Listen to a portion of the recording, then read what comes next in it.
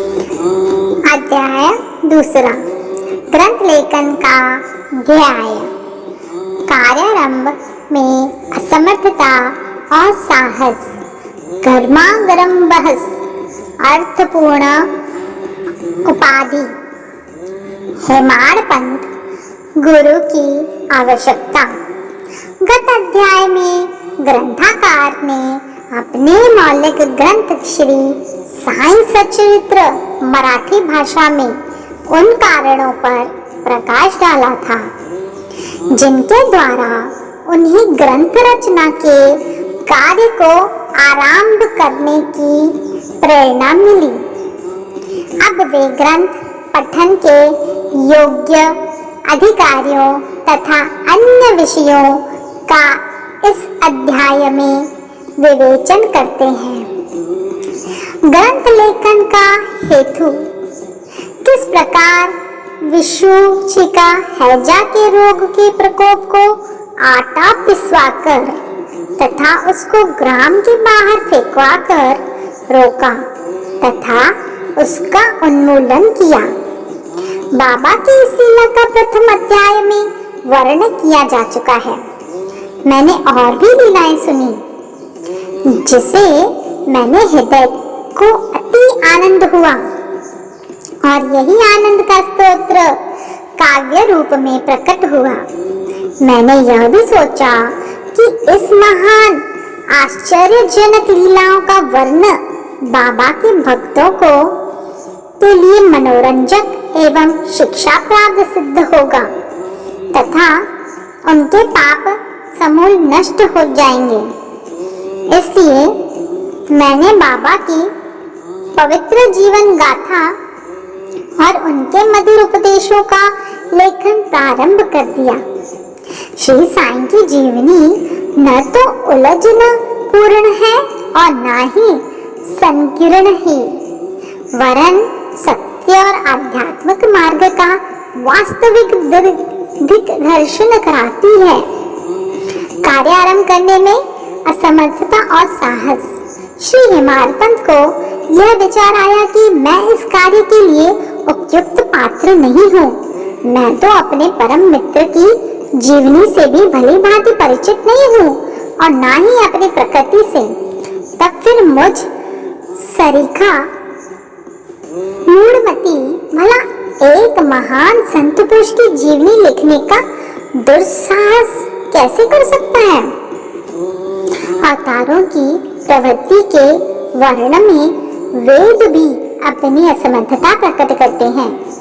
किसी संत का चरित्र समझने के लिए स्वयं को पहले संत होना नितांत आवश्यक है। फिर मैं तो उनका गुणगान करने में सर्वथा अयोग्य ही हूँ। संत की जीवनी लिखने में एक महान साहस की आवश्यकता है और कहीं ऐसा न हो कि चार लोगों के समक्ष हास्य का पात्र बना पड़े। इसलिए श्री साईं बाबा की कृपा प्राप्त करने के लिए मैं ईश्वर से प्रार्थना करने लगा। महाराष्ट्र के संत श्रेष्ठ श्री ज्ञानेश्वर महाराज का कथन है कि संत चरित्र की रचयिता से परमात्मा अति प्रसन्न होते हैं। तुलसीदास जी ने भी कहा है कि साधु चरित शुभ से सरस कपासु नीरस विशद गुणमयी फल जासु जो सही दुख पर चित्र दुर्वा विंदनीय जेहि जग जस पावा। भक्तों को भी संतों की सेवा करने की इच्छा बनी रहती है। संतों की कार्य पूर्ण करा लेने की प्रणाली भी विचित्र ही है। यथार्थ प्रेरणा तो संत ही किया करते हैं। भक्तिता निमित्त मात्र या कहिए कि कार्य पूर्ति के लिए यह यंत्र मात्र है। उदाहरण शक सन 1700 में 1700 में कवि महीपति को संत चरित्र लेखन की प्रेरणा हुई। ईश्वर ने संतों में अंतः प्रेरणा पैदा की और कार्य पूर्ण हो गया। इसी प्रकार 1800 में श्री दासगणों की सेवा स्वीकार हुई। महापति के 4 काव्य रचे, भक्ति विजय, संत विजय, भक्ति लीलामृत, संत लीलामृत, और दासगणों के ने केवल 2 भक्त लीलामृत और संत कथामृत, जिसमें आधुनिक संतों के चरित्रों का वर्णन है। भक्ति लीलामृत के अध्याय 31, 32 और 33 तथा संत कथामृत 57 में अध्याय में श्री साईं बाबा की मधुर जीवनी तथा अमूल्य उपदेशों का वर्णन सुंदर एवं रोचक ढंग से किया गया है। इनका उदाहरण श्री साई लीला पत्रिका के अंक 11, 12 और 17 में दिया गया है। पाठकों से इनके पठन का अनुरोध है। इसी प्रकार श्री साईं बाबा की अद्भुत लीलाओं का वर्णन एक बहुत सुंदर छोटी सी पुस्तिका श्री साईनाथ भजनमाला में किया गया है।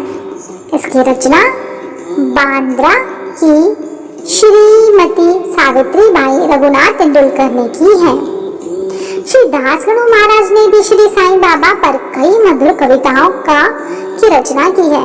एक और भक्त अमिदास भवानी मेहता ने भी बाबा की कुछ कथाओं को गुजराती में प्रकाशित किया है।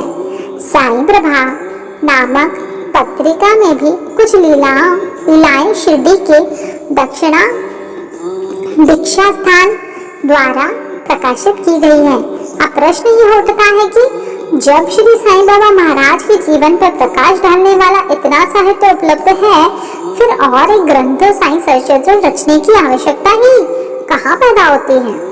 इसका उत्तर केवल यही है कि श्री साईं बाबा की जीवनी सागर के सदर्श अगाध, विस्तृत और अथाह है। यदि इसमें गहरे गोते लगाए जाए, ज्ञान एवं भक्ति रूपी अमूल्य रत्नों की सहज ही प्राप्ति हो सकती है, जिससे मुमुक्षु का बहुत लाभ होगा। श्री साईं बाबा की जीवनी, उनकी दृष्टांत एवं उपदेश महान आश्चर्य से परिपूर्ण है। दुख और दुर्भाग्यग्रस्त मानवों को इससे शांति और सुख प्राप्त होता होगा तथा लोक व परलोक में श्रेय ही प्राप्ति होगी।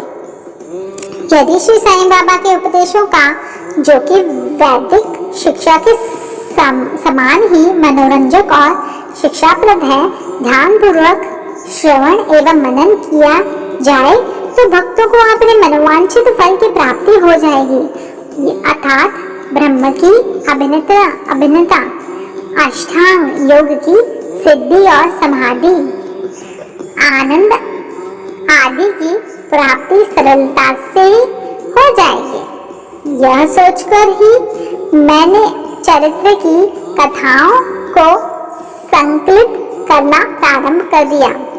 साथ ही यह विचार भी आया कि मेरे लिए सबसे उत्तम साधना भी केवल यही है, जो भोले भाले प्राणी श्री साईं बाबा के दर्शनों से अपने नेत्र सफल करने के सौभाग्य से वंचित रहे हैं, उन्हें यह चरित्र आदि अति आनंददायक प्रतीत होगा। अतः मैंने भी अपना अहंकार उनके श्री चरणों पर न्यौछावर कर दिया। मैंने सोचा कि अब मेरा पथ अति सुगम हो गया है और बाबा मुझे यह लोक और परलोक में सुखी बना देंगे।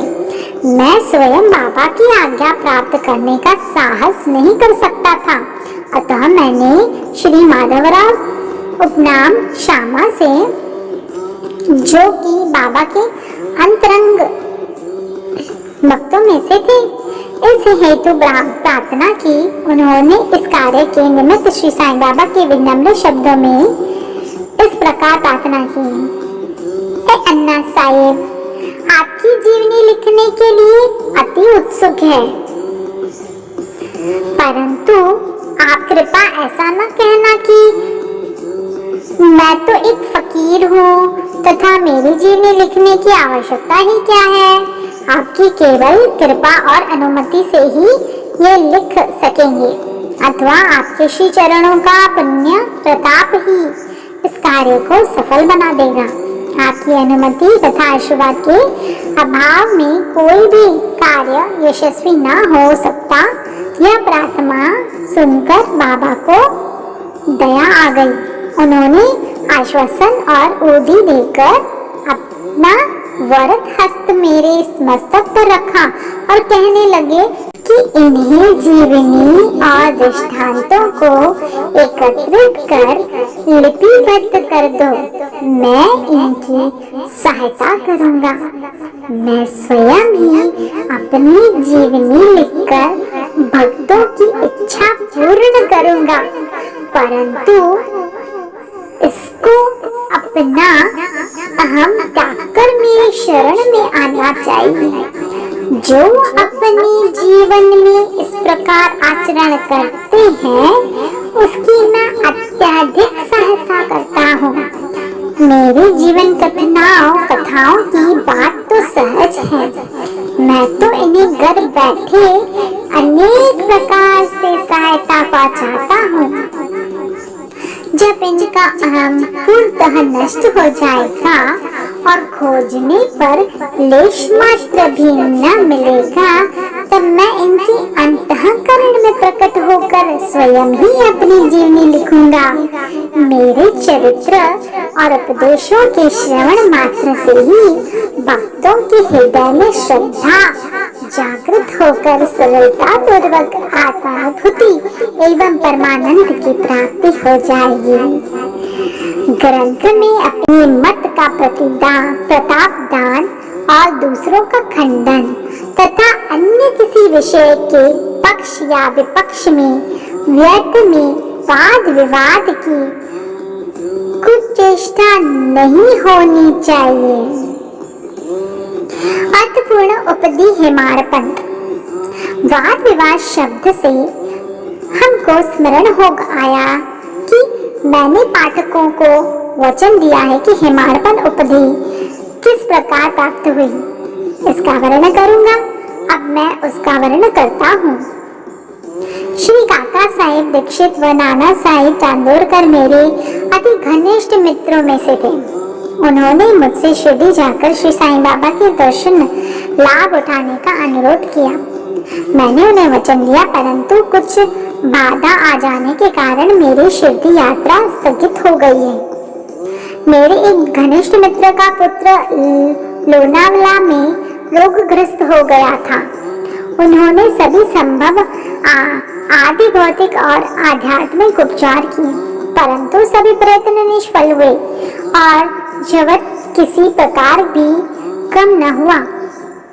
यह घटना देखकर मुझे विचार आया कि जब गुरु एक बालक के प्राणों की भी रक्षा करने में असमर्थ है, तब उनकी उपयोगिता ही क्या है, और जब उनमें कोई समर्थ ही नहीं, तब फिर शिरडी जाने से क्या प्रयोजन।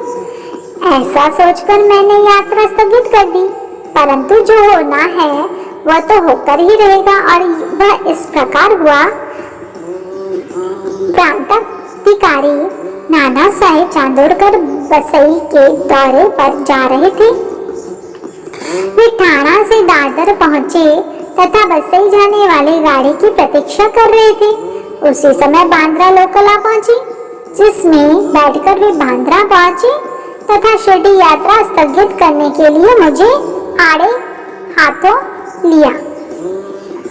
नाना साहब का तर्क मुझे उचित तथा सुखदायी प्रतीत हुआ, और इसके फलरूपी स्वरूप मैंने उस रात्रि शिरडी जाने का निश्चय किया और सामान बांधकर शिरडी को प्रस्थान कर दिया। मैंने सीधे दादर जाकर वहां से मनमाड़ की गाड़ी पकड़ने का कार्यक्रम बनाया।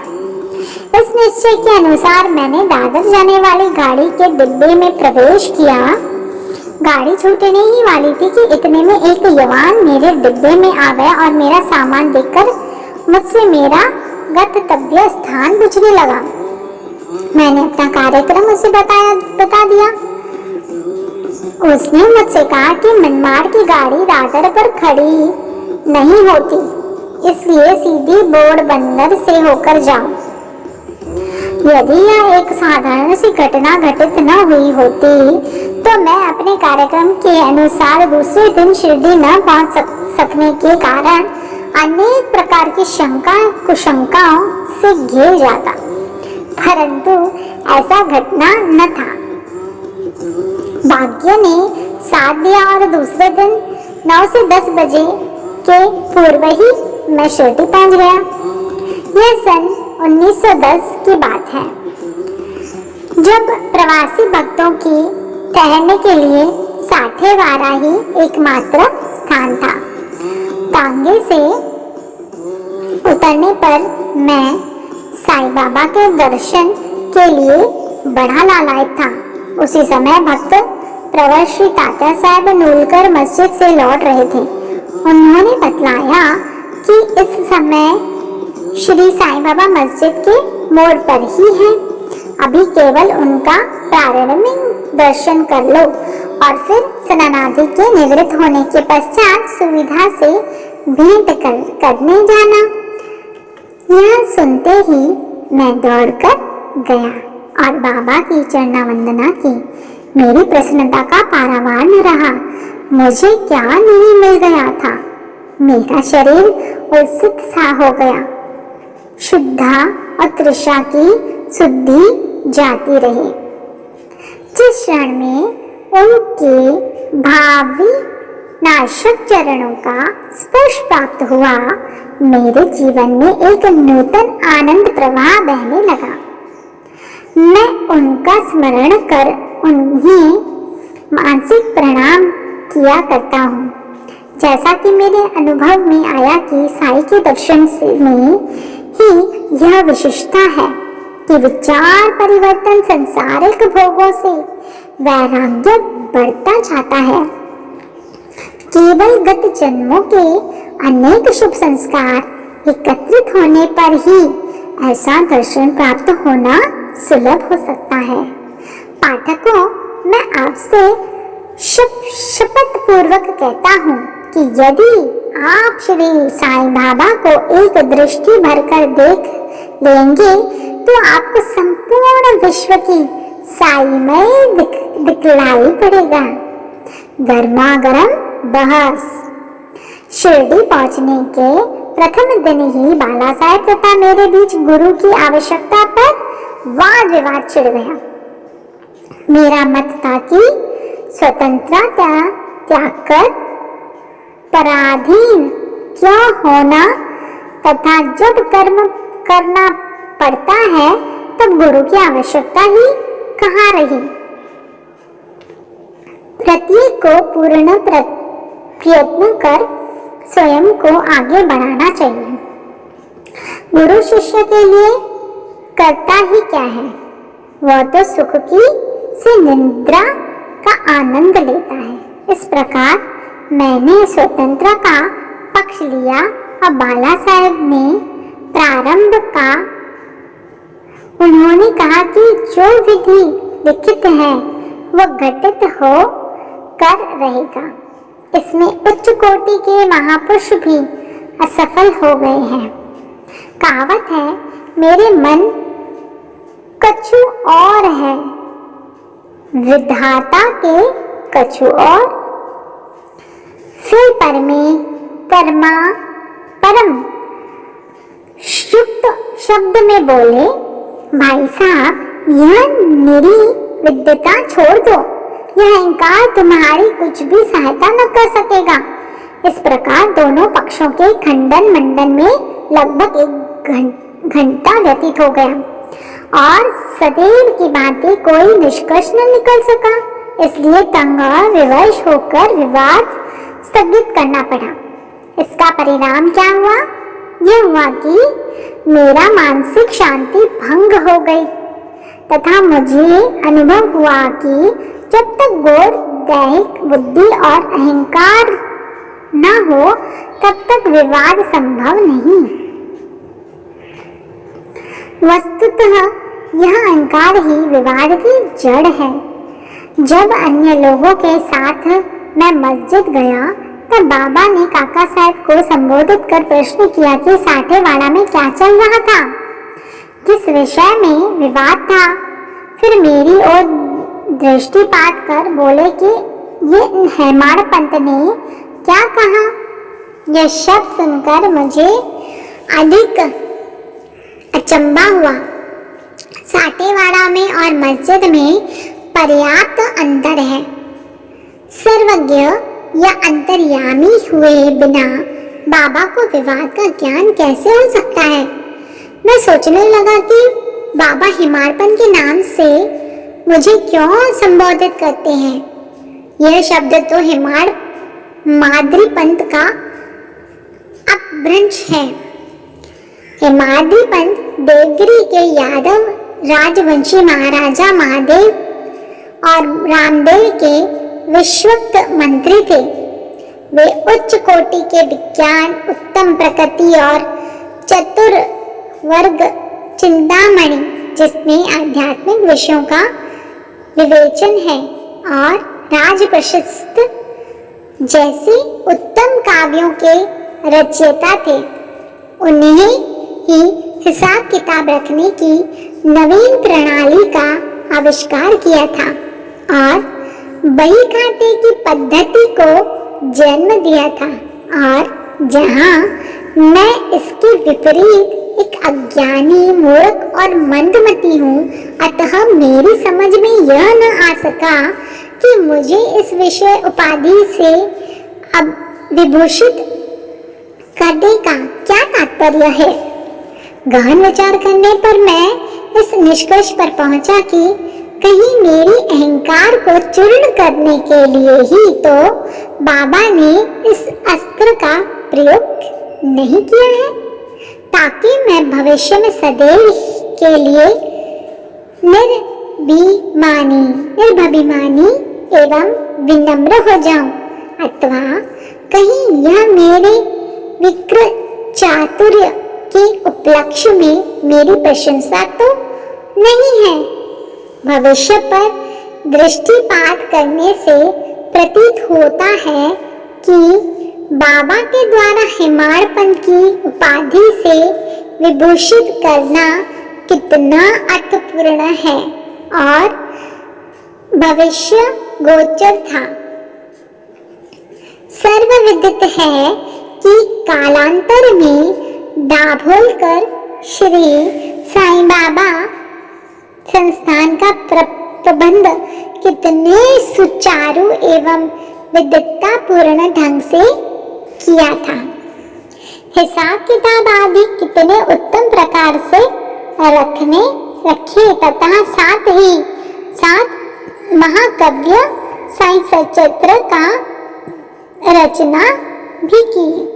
इस ग्रंथ में महत्वपूर्ण और आध्यात्मिक विषयों जैसे ज्ञान, भक्ति, वैराग्य, शरणागति और आत्मनिवेदन आदि का समावेश है। गुरु की आवश्यकता, इस विषय में बाबा ने क्या उद्गार प्रकट किए। इस पर हिमाड़पन द्वारा लिखित कोई लेख या स्मृति पात्र प्राप्त नहीं है, परंतु काका साहब दीक्षित ने इस विषय पर उनके लेख प्रकाशित किए हैं। बाबा से भेंट करने के दूसरे दिन हिमाड़पंत और काका साहब ने मस्जिद में जाकर घर लौटने की अनुमति मांगी। बाबा ने स्वीकृति दे दी। किससे प्रश्न किए, बाबा कहाँ जाएं? उत्तर मिला, ऊपर जाओ। प्रश्न, मार्ग कैसा है? बाबा, अनेक पथ है, यहाँ से भी एक मार्ग है, परंतु यह मार्ग दुर्गम है तथा सिंह और भेड़ियों से मिलती है। काका साहब, यदि पथ प्रकाशक भी साथ हो तो? बाबा, तब कोई कष्ट न होगा। पथ प्रदर्शक तुम्हारी सिंह, भेड़िए और खंडकों से रक्षा कर तुम्हें सीधे निर्दिष्ट स्थान पर पहुंचा देगा, परंतु उनके अभाव में जंगल में मार्ग भूलने या गड्ढे में गिर जाने की संभावना है। दाभोलकर भी उपयुक्त प्रसंग के अवसर पर वहां उपस्थित थे। उन्होंने सोचा कि जो कुछ बाबा कर रहे हैं वह गुरु की आवश्यकता क्या है। इस प्रश्न का उत्तर है साई लीला भाग 1 संख्या 5 व पृष्ठ 47 के अनुसार। उन्होंने सदा के लिए मन में यह गांठ बांध ली कि अब कभी इस विषय पर वाद विवाद नहीं करेंगे कि स्वतंत्र या परतंत्र व्यक्ति आध्यात्मिक विषयों के लिए कैसा सिद्ध होगा। प्रत्युत इसके विपरीत यथार्थ में परमार्थ लाभ केवल गुरु के उपदेश पालन में ही निहित है। उन उपदेशों का वर्णमूल काव्य ग्रंथ के इसी हुए भी आत्मानुभूति के लिए राम को अपने गुरु वशिष्ठ और कृष्ण को अपने गुरु सांदीपनि के शरण में जाना पड़ा। इस मार्ग में उन्नति प्राप्त करने के लिए केवल श्रद्धा और धैर्य से ही 2 गुण सहायक है। श्री सद्गुरु साईनाथ मस्तु शुभम मस्तु। ओम साई राम। श्री सच्चिदानंद सद्गुरु साईनाथ महाराज की जय। श्री सच्चिदानंद सद्गुरु साई करुणानंद महाराज की जय। श्री सच्चिदानंद सद्गुरु जगत गुरु बाल योगीराज साई नारायण महाराज की जय। साई लीलावती माता की जय। ओम